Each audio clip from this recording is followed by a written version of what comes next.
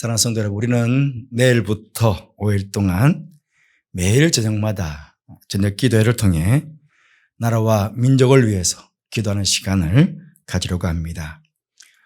지금 우리나라는 코로나19로 인해 모두가 두려움과 불안 속에서 지난 9개월을 지나왔습니다. 그러다 보니 모든 것이 불안합니다. 경제도 불안하고 우리 사회도 불안합니다. 어제 오늘의 일은 아니지만 정치는 말할 것도 없고 나라의 안보도 늘 불안합니다. 무엇 하나 우리 마음에 안정을 주는 것이 하나도 없는 그런 불안한 현실에 지금 우리가 살아가고 있습니다. 이런 불안한 때에 우리 성도들이 정말 해야 할 일이 무엇이겠습니까? 그렇습니다. 우리가 너무나 잘 아는 대로 기도하는 것입니다. 지난 9개월 동안 교회 생활의 모든 것이 거의 중단이 되었습니다. 여러분, 우리가 다른 일들은 다 중단을 해도 하나님께 드리는 예배와 이 기도는 결단코 중단해서는 안 되는 것입니다. 왜냐하면 우리의 기도를 통해 하나님께서 일하시고 그 일을 성취해 가시는 것을 우리가 볼 수 있기 때문에 그렇습니다. 오늘 말씀에서도 하나님께서 예레미야에게 요구하신 것이 무엇입니까? 기도하라는 것이었습니다. 그것도 부르짖어 기도하라. 그렇게 말씀하셨습니다. 우리는 먼저 하나님께서 이 예레미야에게 기도 명령을 하고 계시잖아요. 그러면 그렇게 기도의 명령을 받았던 예레미야의 그때 그 상황이 어땠는지 우리는 살펴볼 필요가 있겠습니다. 그 당시 유대 나라의 운명은 결정적으로 그 나라의 운명이 기울어져 가고 있었습니다. 유다 왕 시드기야 때에 바벨론 왕이 대군을 이끌고 유다를 침략하여 예루살렘 성을 포위하고 있었습니다. 이렇게 포위를 당하게 된 이유는 시드기야 왕이 바벨론을 막을 생각으로 애굽을 의지했기 때문에 바벨론 왕이 화가 나서 공격을 해온 것입니다. 두려움에 빠진 왕은 예레미야 선지자를 불러서 하나님께 기도하여 도와주시기를 간청하였습니다. 여러분, 진짜 하나님을 찾고 하나님을 의지해야 할 때는 애굽을 의지하고 그것으로 인해 어려움이 닥쳐오자 그제서야 하나님을 찾았으니 이 얼마나 어리석은 일이었습니까? 그때 예레미야 선지자는 이 왕의 잘못을 지적하고 바벨론에 하나님의 뜻은 바벨론에 예루살렘은 함락될 것이고 백성들은 포로로 잡혀가게 될 것이니 바벨론에게 더 참혹하게 멸망당하기 전에 빨리 바벨론에게 항복하십시오. 이게 하나님의 뜻이었습니다. 이 하나님의 말씀을 그렇게 전했습니다. 그러나 시드기야 왕은 자신의 잘못을 깨닫지도 못하고 오히려 나라가 더 비참하게 폭삭망하기 전에 빨리 항복하라는 이 에레미야가 하나님의 말씀을 주셨잖아요. 그런데 이 말에 대해서 오히려 화를 내고 진노하고는 에레미야를 시위대 뜰에 있는 감옥에다가 가두어 버렸습니다. 예레미야의 입장에서 보면 이 순간은 그야말로 아무것도 할 수 없는 절망적인 순간이었습니다. 풍전등화 앞에 놓여 있는 그런 나라를 위해서 선지자로서 어떻게 해야 됩니까? 백성 앞에 나아가 앞장서서 뛰어야 되는데 옥에 갇히는 신세가 되었으니 이제는 아무것도 할 수가 없는 그런 처지가 된 것입니다. 그러니 에레미야 선지자의 입장에서는 낙심할 수밖에 없는 그런 처지가 아니었겠습니까? 근데 여러분, 하나님께서는 이때가 예레미야가 가장 큰 일을 할 때임을 이 예레미야에게 가르쳐 주신 것입니다. 남국에 처해 있는 나라를 구하기 위해서 선지자로 살 수 있는 가장 중대한 일은 백성들 앞에 앞장서서 뛰어가는 것이 아니라 하나님 앞에 엎드려 기도하는 일임을 이 예레미야에게 가르치신 것입니다. 하나님께서는 예레미야 선지자로 하여금 나라와 민족을 위해서 기도하는 일에 전념하도록 하시기 위해서 그를 옥에 갇히도록 하신 것입니다. 인간적으로 볼 때에 감옥은 사람에게 절망할 수밖에 없는 그런 자리 아니겠습니까? 그런데 하나님의 입장에서 보면 그 감옥은 하나님께서 믿는 사람에게 제공하시는 가장 안전한 기도의 골방이 되는 것입니다. 미처 예레미야 선지자가 알지 못했던 하나님의 비밀한 계획이었던 것입니다. 여러분 성경에 보시면 요셉도 하나님께서 그렇게 하지 않으셨습니까? 애굽과 그 근동의 모든 민족들 기근으로부터 구원하시기 위해서 요셉을 애굽 총리로 세우시기 위해 그를 훈련하셨습니다. 그 훈련의 장소가 무엇입니까? 바로 감옥에 갇히도록 하신 것입니다. 그곳에서 그는 더욱 지혜로운 하나님의 사람으로 거듭날 수 있었습니다. 우리가 잘 아는 사도 바울도 마찬가지. 그는 로마 감옥에 갇히게 되었지만 그곳에서 우리가 아주 잘 알고 있는 네 권의 주옥과 같은 옥중 서신을 바로 감옥에서 기록했습니다. 에베소서, 빌립보서, 콜로새서, 빌레몬서와 같은 주옥과 같은 주님의 말씀을 그는 옥중에서 기록한 것 아닙니까? 여러분, 그러니 우리도 감옥으로 가자 하는 그런 뜻은 아닙니다. 우리들도 예레미야나 요셉이나 바울과 같이 오직 하나님과만 대면할 수 있는 그런 기도의 골방이 필요하다는 것입니다. 지금 내일부터 5일 저녁 동안 여러분들이 나오셔서 기도하는 이 전과 여러분들께서 온라인으로 참여하게 되실 여러분의 가정이나 여러분이 머물고 있는 그곳, 기도하기 위해서 머물게 될 그곳, 그것을 바로 5일 동안 그리고 오직 하나님과만 대면하는 그런 기도의 골방으로 삼자 하는 것입니다. 여러분, 나라가 걱정되시죠? 그러면 내일부터 우리 함께 기도하십시다. 이것은 제가 초청한 것이 아니라 하나님께서 우리로 하여금 기도하게 하시고 기도의 자리에 초청하시는 것입니다.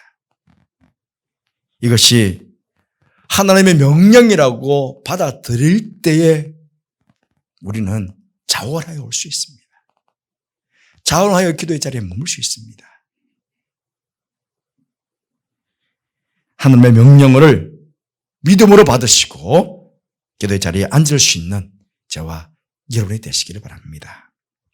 그리고 기도회에 참여할 때에 우리의 이 기도의 자세, 신앙의 자세가 어때야 되는가 하는 것입니다. 그 자세는 바로 일을 행하시는 여호와 하나님, 그것을 만들며 성취하시는 여호와 하나님을 믿고 그 하나님께서 크고 비밀한 일을 우리에게 응답으로 보여주실 것을 믿고 기도해야 하겠습니다. 2절 말씀에서 예레미야에게 기도하라고 말씀하시면서 당신께서 어떤 분이신가를 예레미야에게 나타내어 주셨습니다. 일을 행하시는 여호와, 그것을 만들며 성취하시는 여호와, 그의 이름을 여호와라 하는 이가 라고 지금 하나님께서는 당신을 소개하고 계십니다. 이렇게 하나님께서 자신을 소개하심은 하나님께서 예레미야로 하여금 절대적으로 믿고 기도할 수 있는 분이 바로 하나님 당신이심을 분명히 보여주시기 위해서 그렇게 말씀하신 것입니다. 특히 하나님께서 여기서 여호와라 하는 당신 이름을 3번 사용하시며 그 각각의 수식 어구를 붙이심으로 당신이 어떠한 분이심을 드러내어 보이셨습니다. 이를 행하는 해당되는 히브리어 단어는 오사흐라는 단어인데 그 뜻은 만들다, 행하다 하는 그런 뜻입니다. 또 만들며에 해당되는 히브리어 단어는 요체르라는 단어인데 그 뜻은 손으로 진흙을 빚어 무언가를 만든다 하는 그런 뜻입니다. 그리고 성취하시는 해당하는 히브리어 단어는 라키나흐라는 단어인데 확고히 세우다, 짓다 하는 그런 뜻입니다. 성경학자들은 이 단어들이 모두가 하나님의 천지 사역, 천지 창조 사역을 할 때에 그때 묘사한 단어다라고 합니다. 천지를 창조하실 때 썼던 단어들. 저 하나님께서는 예레미야에게 당신께서 천지를 창조하신 무에서 유를 만드신 전능하신 하나님이시라는 것을 말씀하시는 것이었습니다. 그것도 예루살렘 멸망 이후에 회복에 대한, 아직 멸망도 안 당했는데 멸망을 당하고 그 이후에 회복에 대한 계획을 세우시고 그것을 성취할 수 있는 전능하신 하나님이시라는 것을 예레미야에게 지금 말씀하시고 계시는 것입니다. 그리고 약속하신 바를 반드시 지키시는 신실하심의 대수도 보여주시는데 그것은 바로 당신의 이름 3번을 강조하시는 것에서 우리는 그 사실을 알 수 있습니다. 여러분, 성경에서 이름이란 무엇입니까? 그 이름으로 불려지는 대상의 인격과 명예, 그의 전 존재를 나타내는 것입니다. 성경에서 이름은. 따라서 오늘 본문에서 하나님께서 당신의 인격과 명예를 걸고 당신의 전 존재를 걸고 지금 예레미야에게 말씀하고 계시는 것입니다. 약속하고 계시는 것입니다. 나는 이런 사람이야. 나는 이런 사람이기 때문에 반드시 내가 해줄 거야 라고 하는 확신에 찬 그런 이름으로 지금 당신의 이름을 예레미야에게 보여주고 있는 것입니다. 여러분, 하나님의 이름인 여호와라는 뜻이 무엇인지 아시죠? 스스로 존재하시는 분이라는 뜻입니다. 모세가 부름받을 때에 하나님께 하나님의 이름을 물었습니다. 당신이 도대체 누굽니까? 하고 물었습니다. 그때 하나님께서 모세에게 나는 스스로 있는 자이니라 라고 당신의 이름, 나는 여호와다. 그렇게 당신의 이름을 모세에게 계시해 주셨습니다. 이렇게 당신의 이름을 모세에게 밝히신 이유는 하나님께서 애굽에 종살이 하던 이스라엘 백성들에게 그 애굽으로부터의 해방과 함께 가나안으로 인도해 가실 것에 대한 언약을 주시고 그것을 반드시 성취하실 것에 대한 확신을 주시기 위해서 모세에게 당신의 이름을 밝힌 것입니다. 나는 여호와야. 내가 너희들 애굽에서 구원해낼 거고 가나안 땅으로 인도해 갈 거야. 라고는 분명한 메시지를 그에게 주시기 위해서 당신의 이름을 드러내신 것입니다. 지금 마찬가지 아닙니까? 하나님께서 에레미야에게 당신의 이름을 나타내신 것도 그렇습니다. 에레미야로 하여금 그 아무런 역사 현실 속에서 좌절하지 말고 하나님만 신뢰하고 하나님께 소망을 두고 기도해야 함을 강조하시기 위해서 그리고 반드시 약속하신 바를 이루어주시는 하나님이심을 확신을 가지도록 하시기 위해서 그렇게 당신의 이름을 예레미야에게 나타내신 것입니다. 이번 가을 기도회 때도 마찬가지 아니겠습니까? 우리가 기도할 때에 하나님께서 어떤 분이신지를 알고 우리는 기도해야 하겠습니다.